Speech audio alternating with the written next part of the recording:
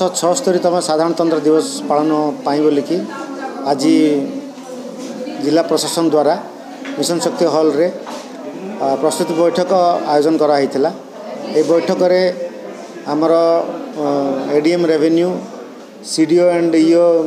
जिला परिषद एवं सबू लाइन डिपार्टमेंट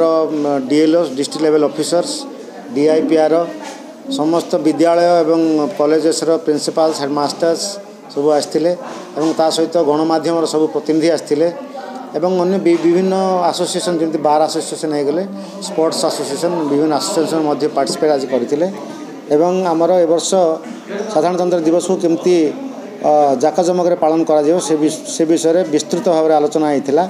ऑल्दो एटा गोटे रूटीन कार्यक्रम अच्छी किंतु एटा बहुत ही गुरुत्वपूर्ण कार्य देशर कार्य अच्छी से बोलिकी से कौन प्रकार विभ्राट आसवाई हम ना एवं जिला प्रशासन तरफ समस्त को आह्वान कराई निज निजर जो दायित्व दिगला ताको सुचारू रूप से निर्वाह करेंगे एवं कार्यक्रमटी जेहेतु देशर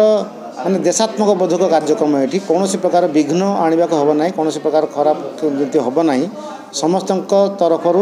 सहयोग रही ठीक करने चेष्टा रही आलोचना होती।